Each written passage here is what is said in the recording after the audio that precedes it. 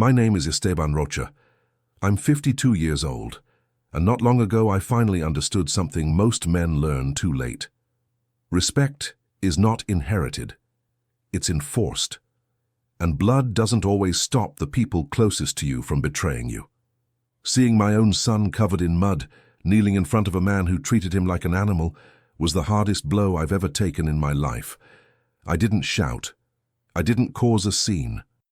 I just stood there silent, watching sweat and filth mix on his face while his wife's father laughed right in front of me. Hearing that miserable man say that cleaning manure was the only thing my son was good for, while my boy lowered his head in shame, burned deep inside me. But it wasn't the fire of sadness, it was cold rage, the kind that sharpens your mind and makes every thought terrifyingly clear. In that moment, while they believed they were in control, I was already calculating the cost of every word and every mockery. I didn't come to rescue him like a desperate father. I came to study the ground before tearing everything down completely. Humiliation always has a price, and I am a man who always collects his debts down to the very last cent. If you like stories where betrayal has consequences and justice arrives without warning, leave a like and subscribe. Here we share real stories of revenge and lessons no one ever forgets. To understand how we reached that point, I need to explain who I was before that day. I've always been a working man, the kind who believes silence and effort are what build empires. For decades, I built my logistics company from the ground up. I spent sleepless nights driving trucks myself when there was no budget for drivers, negotiating contracts with people who wanted to see me fail. I earned a solid position, an impeccable reputation, and a bank account that allowed me to sleep without fear. My son, Julian, grew up watching all of that, but not in the right way. I wanted him to be my successor, to inherit my instincts, but I made a critical mistake. I gave him too much. I gave him the best education, new cars, and the certainty that the Rocha name was a shield. Then, at 24, he fell in love with the daughter of a man I only knew from a distance, someone I had always avoided because of his reputation for arrogance and emptiness. His name was Arthur. Arthur didn't have real businesses. He had appearances and land that barely produced anything, yet he spoke as if he owned the world. When Julian decided to marry and move on to his father-in-law's property to learn their family business, I felt a sharp doubt. But I stayed out of it. I thought a dose of reality might do him some good. 6 months passed without my son answering my calls normally. His replies were short, evasive. "I'm fine, Dad," he'd say, but his voice sounded flat, drained of the ambition a young man should have. I kept my routine, reviewing transport routes, signing international agreements, but the thorn remained. My life was orderly, solitary since I became a widower, but productive. My world was steel and glass, fast decisions, and tangible results. Meanwhile, Julian's world became a dark mystery. Arthur began bragging in social circles about how he had put the great Esteban Rocha's son in his place. Rumors reached me like distant echoes. They said my son was nothing more than an unpaid worker, a glorified errand boy on a property that was falling apart. I didn't want to believe it. Emotionally, I lived in a state of tense calm. I knew something was wrong, but my pride as a father told me Julian would wake up on his own. That calm shattered when an old acquaintance, a feed supplier who worked for Arthur, called me in a tone I didn't like. "Esteban, you should come by the ranch. What I saw today, it's not worthy of your name." That was the moment balance broke. I left my office, got into my truck and drove for hours. The landscape shifted from modern city to dry fields and rusted fences. My mind replayed every conversation I'd ever had with Arthur, a man who always looked at me with envy, poorly disguised as politeness. He wanted what I had, but lacked the talent to build it, so he chose the closest thing to destroying me, breaking my son. I arrived unannounced. There were no guards, just a battered dirt road. The air smelled of neglect and dampness. In the distance, near the oldest pens, I saw movement. I shut off the engine and walked. What I saw was not a young man learning how to run a property. I saw my son, the heir to a multi-million-dollar corporation, knee-deep in a pigsty, using a broken shovel to clear weeks of accumulated mud. His clothes were barely more than rags. His hands, once holding economics textbooks, were raw, cracked and filthy. He was alone under a punishing sun, while from the porch of the main house, Arthur drank something cold, watching him with a satisfied smile that froze my blood. I approached silently, feeling how every step was a promise of destruction. Julian didn't notice me until my shadow covered part of the sludge he was working in. When he looked up, I saw something that hurt more than any betrayal. Shame.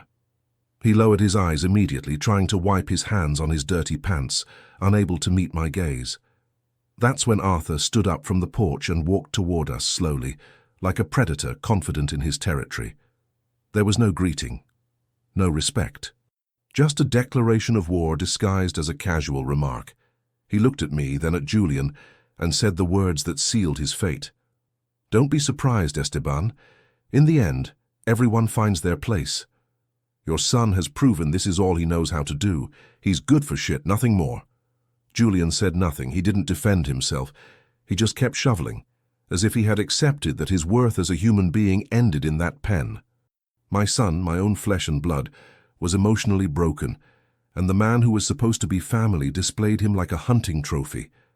My anger wasn't a shout. It was an expansion of awareness.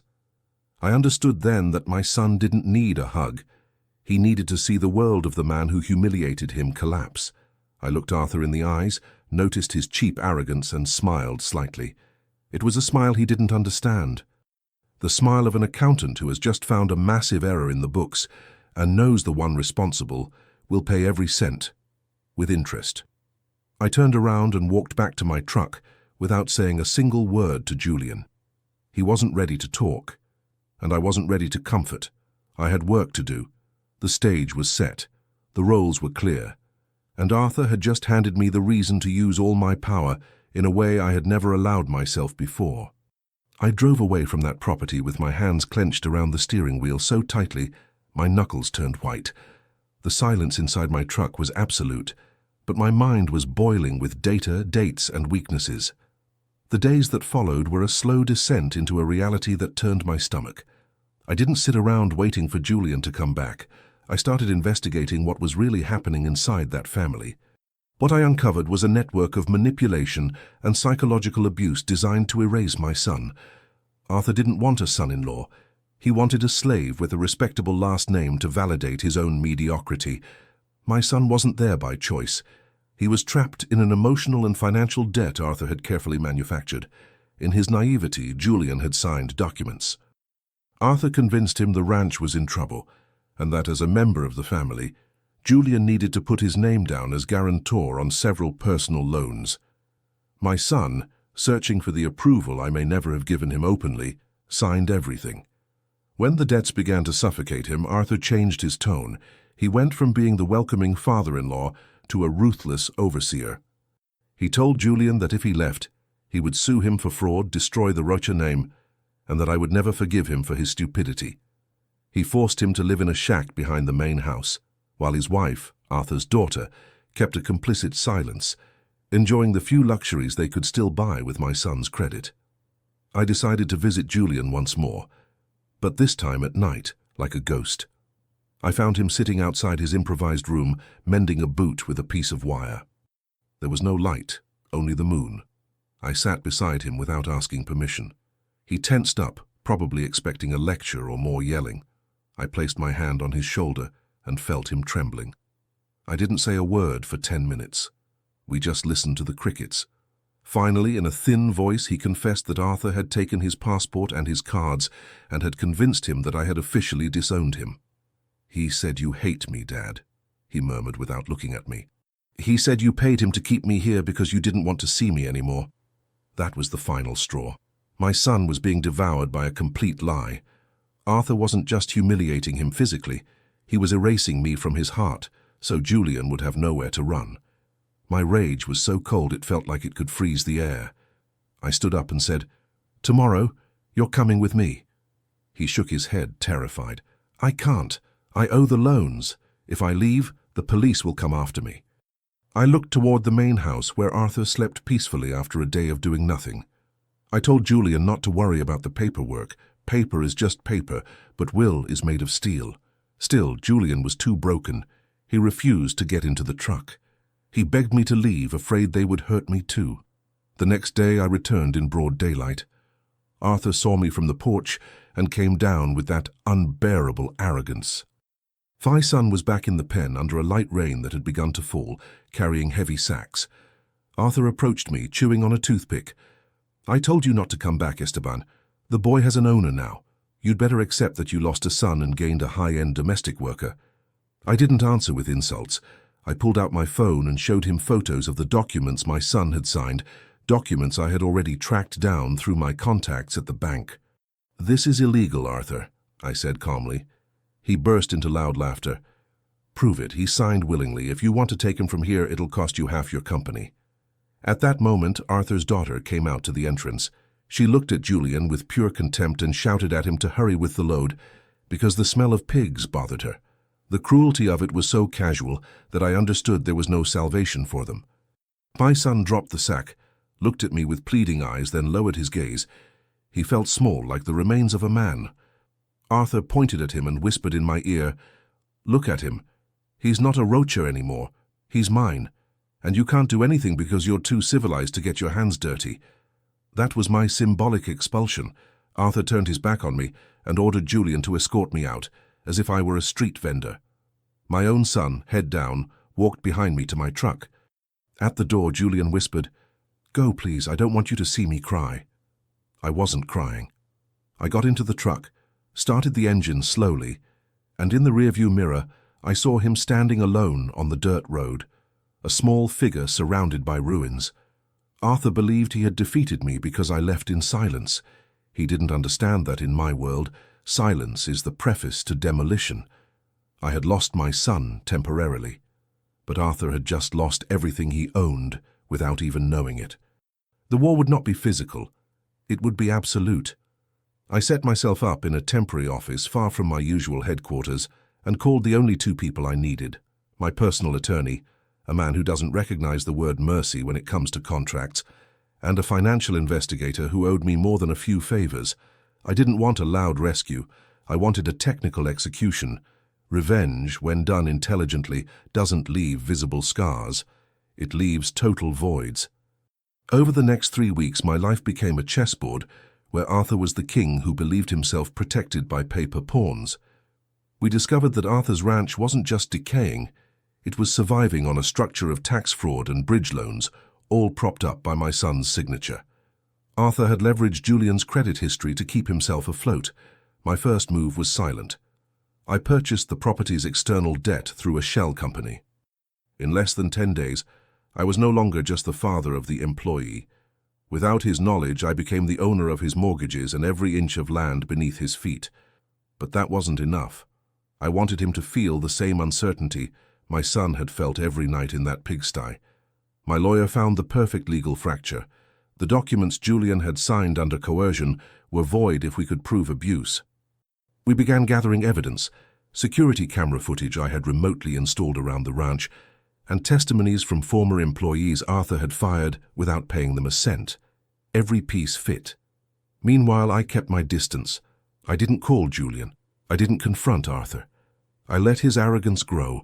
A man who believes he's winning lets his guard down, and Arthur was so confident that he began spending money he didn't have, assuming the cash flow generated by my son's credit would last forever. My reconstruction plan wasn't only financial, it was strategic. I prepared the counterstrike to happen at Arthur's moment of greatest vulnerability. He was planning an anniversary party at the ranch, a celebration to showcase his success to the few contacts he still had. I knew he would use Julian as a stable hand to humiliate me indirectly one more time.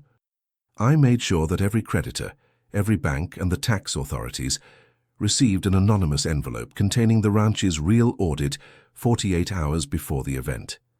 Patience is a tool most men today have forgotten. I used it like a scalpel. Every morning I reviewed my investigators' reports. I saw photos of Arthur buying expensive wines while my son continued wearing the same torn shirt. That image gave me the cold focus I needed not to act too soon. My mentor used to say that if you're going to destroy a man, don't cut off his hands. Take away the ground beneath his feet so he has nowhere left to stand. That's exactly what I did. We froze Arthur's accounts on suspicion of money laundering just as the party preparations reached their peak. The collapse was scheduled to be public, total, and irreversible. I was no longer a wounded father. I was gravity, collecting on a fall he had set in motion himself. On the day of Arthur's party, the sky was clear, but the atmosphere on the ranch was electric, charged with a tension only I knew how to read. I arrived late, on purpose. I wanted the scene to be complete. Arthur stood at the center of the garden, a crystal glass in his hand, surrounded by people who were there only for the free alcohol. And there was Julian, dressed in a servant's uniform that didn't quite fit, carrying heavy trays through the guests. When Arthur saw me arrive, his smile widened. He walked toward me with open arms, overflowing with false camaraderie that hid his desire to deliver one final blow. "Esteban, I'm so glad you came to see the family's success," he said loudly, making sure everyone heard. "Look at your son. He's finally learned the value of serving." I didn't answer. I just looked at my watch. 3 minutes until collapse. At that moment, 2 unmarked black SUVs rolled down the main road. Arthur frowned, confused. 4 men in dark suits stepped out, along with a court officer. Silence spread across the garden like an oil spill. The officer walked straight up to Arthur and handed him a red folder. "Mr. Arthur, we have a preventive seizure order and a notice of technical bankruptcy. This property and everything on it has passed into the hands of its primary creditor, due to non-payment of the last 3 installments on the consolidated mortgage." Arthur went pale. "That's impossible," he stammered. "My son-in-law signed the guarantees. The bank has the Rocha backing." That's when I stepped forward. I pulled a document from my pocket and showed it to him, without handing it over. "The bank no longer owns your debt, Arthur." "I do. I bought every one of your notes, every mortgage, and every gambling debt you left behind in the local casinos. And today, I've decided there will be no more extensions." Arthur's glass slipped from his hand and shattered on the ground, just like his facade. His guests began to step back, murmuring, distancing themselves from the man who was now nothing more than a debtor in his own home. My son dropped the tray he was carrying. The sound of metal hitting the ground was the sound of his freedom. Julian looked at me, and for the first time in months I saw a spark of understanding in his eyes. Not joy, reality finally settling in. Arthur tried to shout. He tried to say Julian was legally responsible. But my lawyer, who appeared behind me, cut him off with a single sentence. "We have filed a lawsuit for coercion and document fraud. Julian's signatures are legally invalid under the conditions of abuse we've documented. You're not just being evicted, Mr. Arthur. You are under criminal investigation." Arthur's daughter ran out of the house, screaming at Julian to do something, to call my lawyers and make them stop. Julian looked at her as if she were a stranger. There were no arguments. No accusations. He simply removed the vest from his uniform, threw it onto the mud that had humiliated him for months, and walked toward my truck. Arthur collapsed into one of the decorated chairs, covering his face with his hands. His friends were already gone. Vultures never stay when the body has no flesh left. I walked over to him, leaned in and whispered, "You said my son was only good for cleaning manure. You were right. That's why today I finished cleaning the garbage out of his life. And you, Arthur, are the waste left at the bottom." I turned away without waiting for a response. The man who believed he owned my son's destiny no longer owned even the chair he was sitting on. Justice isn't always a hammer. Sometimes it's simply letting gravity do its work on those who build their lives on lies. The drive back was silent. Julian stared out the window, watching Arthur's ranch fade into the distance, shrinking into a blurry point in the past. There was no motivational speech. No cinematic hug. Men like us don't need that. Silence says far more than empty words. My son had lost months of his life, but he had gained a lesson no university could ever teach him. The world has no mercy for the meek, and family isn't always defined by a last name. It's defined by loyalty. Arthur lost the property in less than a month. I made sure he couldn't even rent a room under his own name for miles around. His daughter, the one who despised Julian while he worked like an animal, learned what real scarcity feels like when the credit card stopped working and her father's name became synonymous with fraud. There was no reconciliation between them and Julian. My son filed for divorce and never spoke to them again. Some might say I was cruel, that I could have helped my daughter-in-law's family for the sake of appearances. But I don't believe in appearances. I believe in consequences. If you allow a parasite to feed on you, the parasite isn't to blame. You are for not cutting it off. Today, Julian works at the company again. He didn't start in a glass office. He started at the bottom, earning the respect of drivers and operators. He no longer lowers his head when someone raises their voice. There's a hardness in his eyes that wasn't there before, a maturity forged in mud and humiliation. Sometimes I watch him from my office and see a man who knows exactly what his dignity is worth. As for me, I remain the same cold, calculating man. I don't seek anyone's forgiveness for what I did. Sleeping peacefully at night has a price, and I paid mine by protecting what is mine with the necessary ferocity. Life isn't a fairy tale where the villain apologizes and everyone shakes hands. In real life, the person who humiliates you will do it again if you give them the chance. That's why you take away all their chances. Arthur wanted to see my son in the mud. He ended up sinking into the misery of his own arrogance. Sometimes the best revenge isn't revenge at all. It's watching life collect its debts.